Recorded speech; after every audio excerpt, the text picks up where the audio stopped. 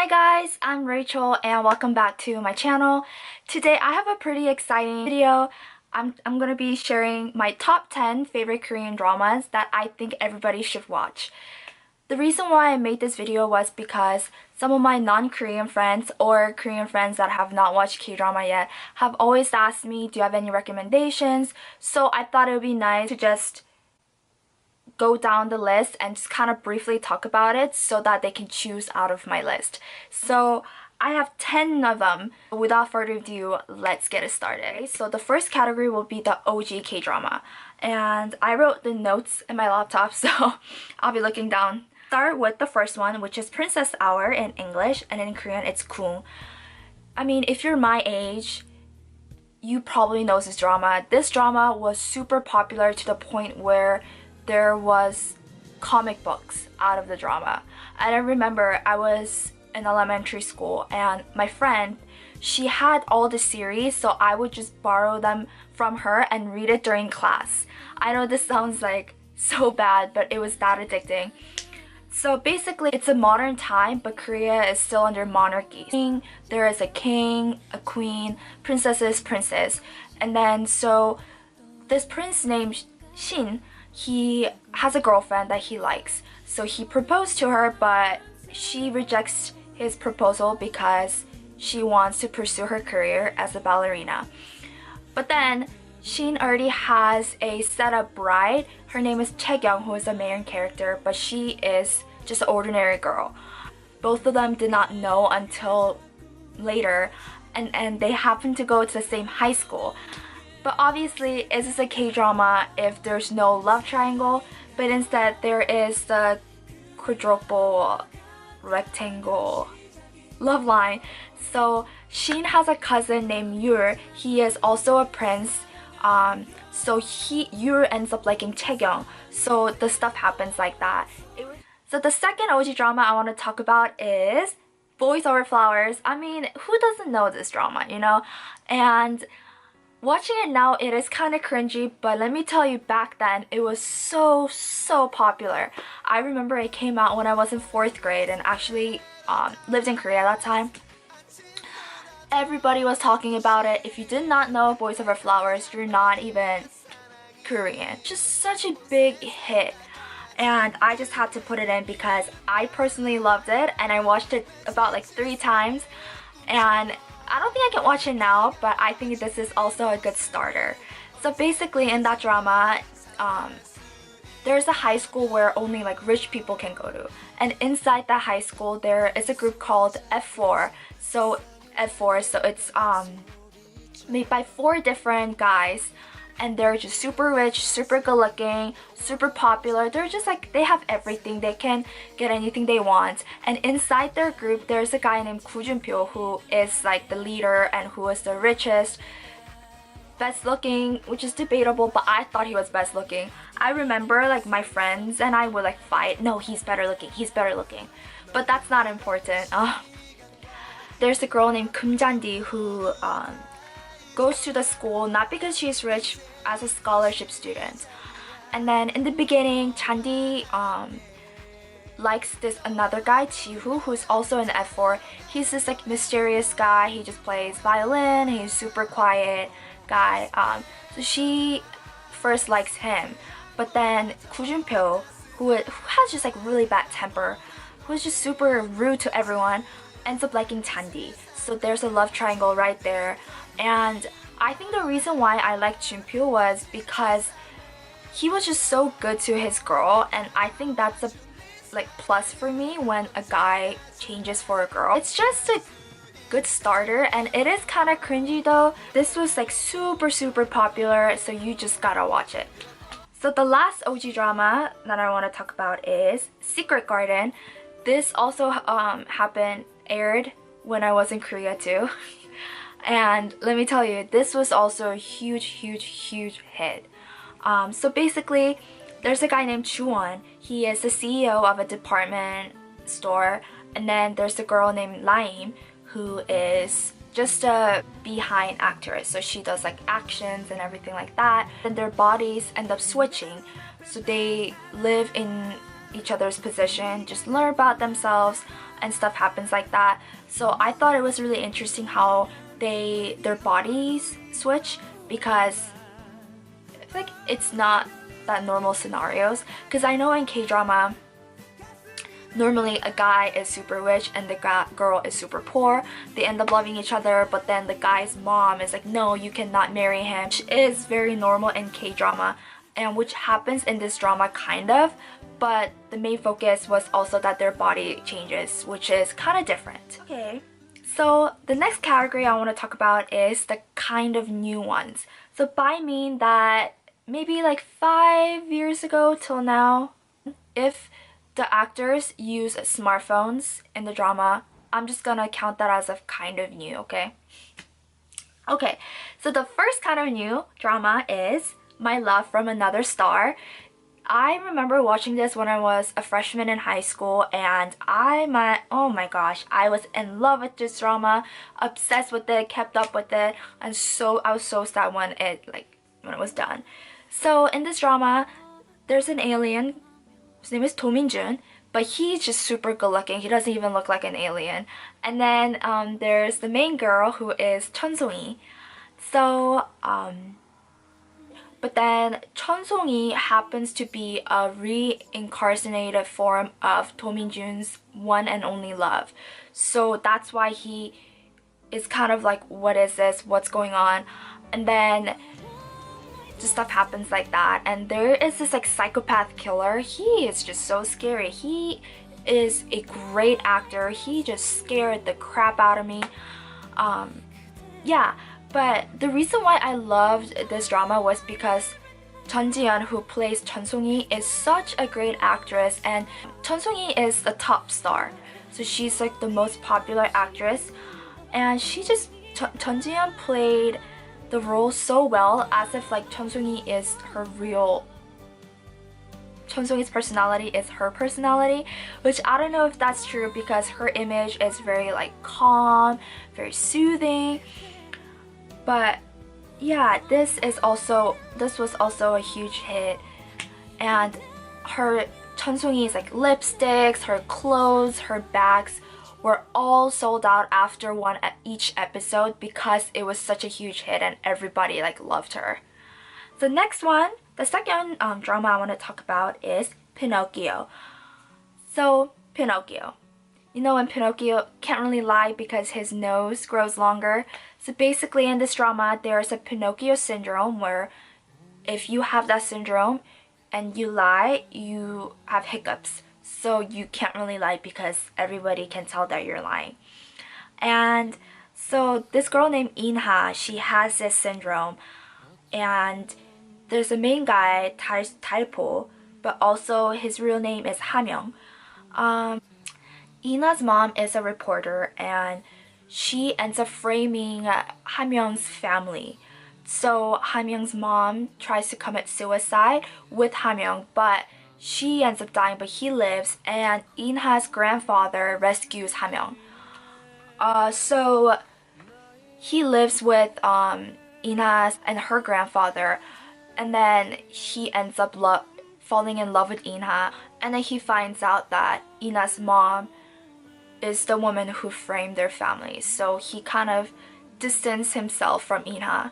But then In-ha wants to become a reporter just like her mom, but obviously with her syndrome it's really hard to become a reporter, and Ha-myung just wants to become a reporter also, and just stuff happens like that. And I think it was a really great drama to show how messed up our world is, and just how messed up our government and how much power rich people have.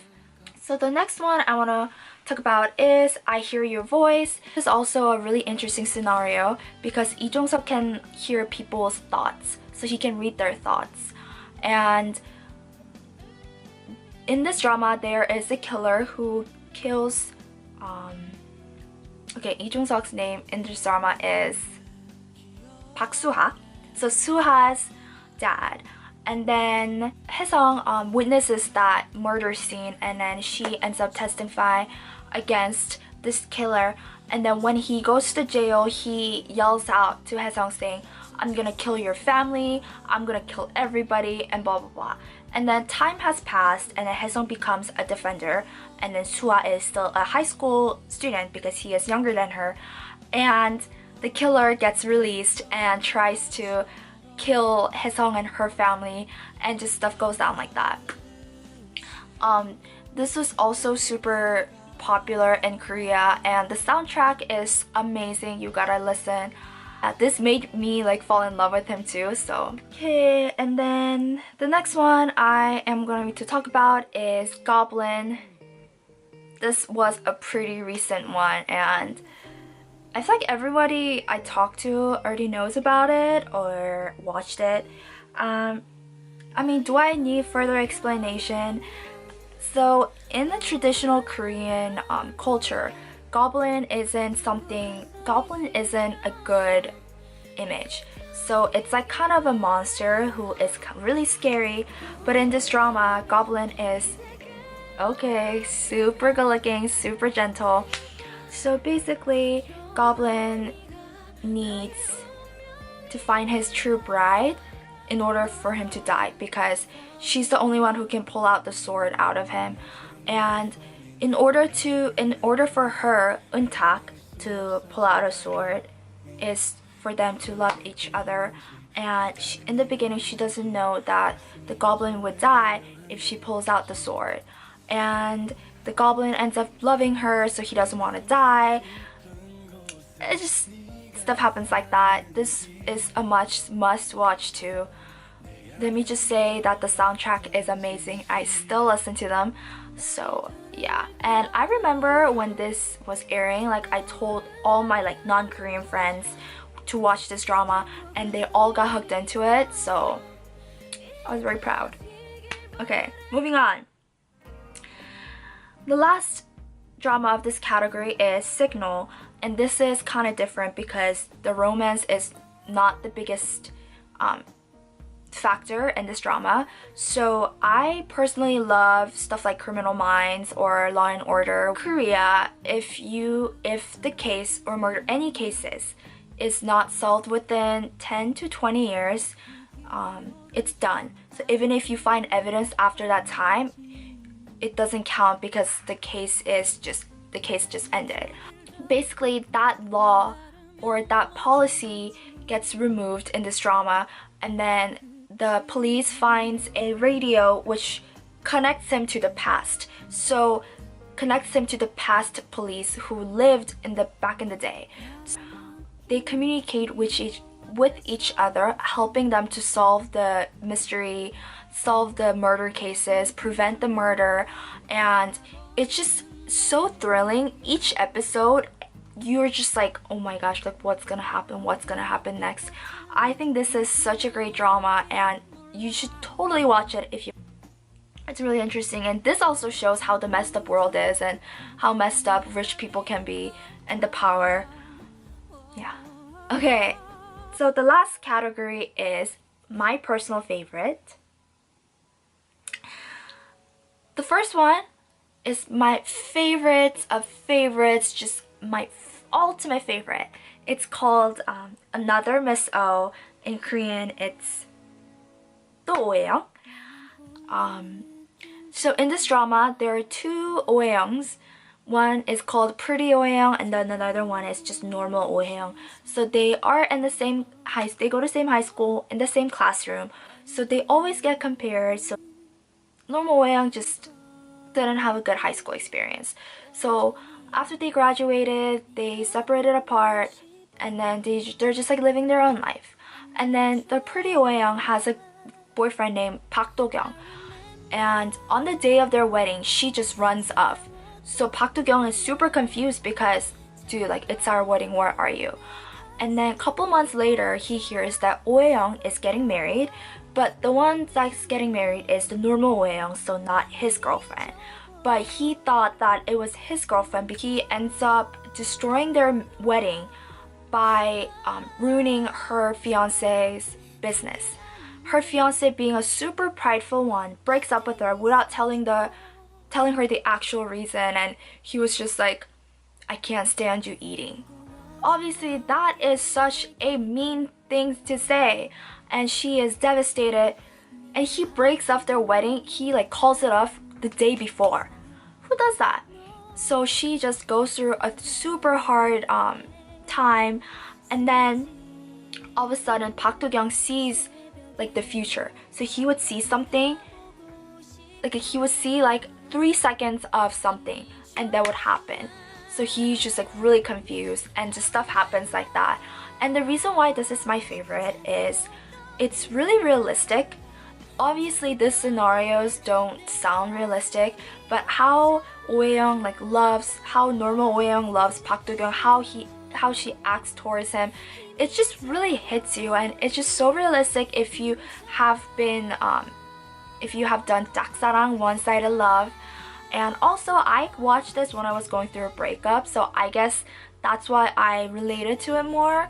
And friends who watch this drama also say that this is one of the best, and I really want you to watch it. If you need some like emotion booster or anything like that, want to kind of get sentimental, watch this drama, you'll love it. And then the next one I want to talk about is Scarlet Heart, Moon Lover. If you love IU, you should watch it because she's in this drama. So in this drama, IU, who is Haesu, goes back in time to the traditional Korean era where they were like hanbok, and they had like sword, they rode horses, and then she meets like 10 different princes, and it's just so great. This drama is also really sad. Like in the beginning it's not sad, but later on it gets really sad. So I personally don't like sad dramas because I don't like crying, but this was a really good one, so you should really watch it. The next one is called City Hunter, and this is a lot of action, so if you love actions, you'll love this. So Lee Min-ho, who is Lee Yoon-sung in this drama, he is the city hunter. This also involves like government, like the power, like the rich. So he's a city hunter who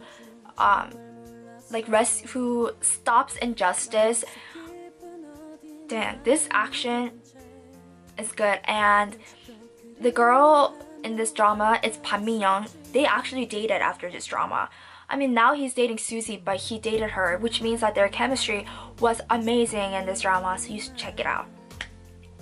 The last one I want to talk about is God's Gift 14 Days. I think this is kind of one of the low-key drama, but it's so good. It's kind of similar to Signal. The woman's child gets kidnapped, and then she like finds out that her daughter is killed a few days later, so she commits suicide. But then when she woke up, the time went back to 14 days before her daughter gets kidnapped. So she basically has 14 days to rescue her daughter and to figure out who the kidnapper is. And it's just like crazy, it's intense, gets in your head, and people just betray each other. So that is it for my recommendation. I just try to make it concise and brief as possible. I'm sorry if I kind of rushed. So if you are still confused what the drama is about, you can always look it up. I will leave all the titles down below. And yeah, thank you for watching, and I'll see you guys in the next one. Bye!